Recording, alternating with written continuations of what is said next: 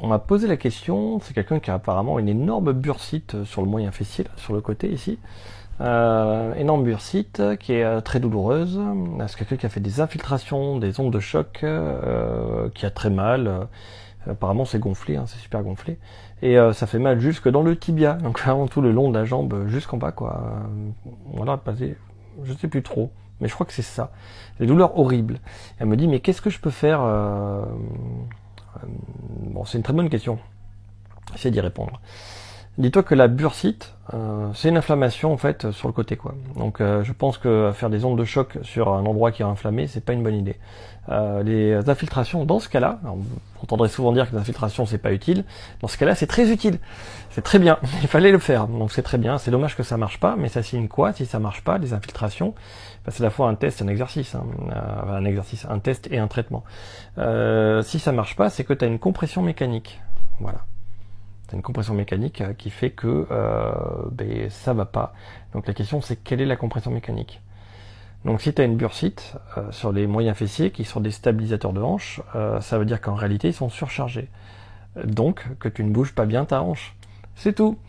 Donc tu as très mal depuis longtemps, tu as essayé des techniques médicamenteuses qui n'ont pas marché, des techniques d'onde de choc qui n'ont pas marché. Moi je te conseillerais d'étirer tes fessiers et d'étirer ton dos. L'étirement en rotation que je vais poster, là je viens de le filmer, et l'étirement des fessiers je les ai postés il y a pas longtemps. Alors je dis ça, mais si vous regardez cette vidéo dans 3 plombes, ça marche pas, hein. Regardez la date de publication. Vous chercherez, c'est un peu après pour l'étirement du dos, ou un peu avant, et l'étirement des fessiers aussi.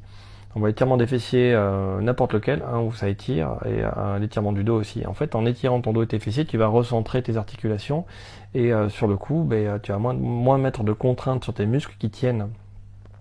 Voilà. Donc, dans le cas où la chimie ne fonctionne pas sur une inflammation, c'est qu'il y a une contrainte mécanique.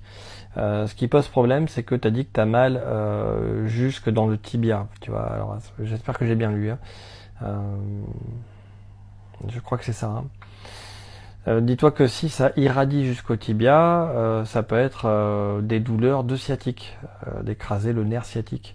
Et ça irait encore dans le sens de ce que je te dis. Tu étires tes fessiers, tu as des douleurs en fait qui sont pas sur ton côté mais en dessous, ils doivent diminuer. Moi je commencerai par ça. Franchement, je pense que c'est une forme de sciatique hardcore que tu as. Sciatique hardcore pour les douleurs dans la jambe, plus une bursite qui existe, hein, elle est là. Hein. Mais qui est lié à des contraintes mécaniques très importantes, tellement tes hanches sont raides. Voilà, c'est tout ce que j'avais à dire. Étire tes fessiers, étire ton dos, essaye pour voir ce qui se passe. Et comme tu dis, hein, sinon tu peux faire retirer le liquide par la chirurgie. Dans ce cas-là, ça peut marcher aussi, à condition qu'il n'y ait pas de compression mécanique, qu'il n'y ait pas de problème mécanique, quoi. Donc, ouais. Moi, je ferais quand même si je me fais opérer les étirements des fessiers et du dos. Voilà.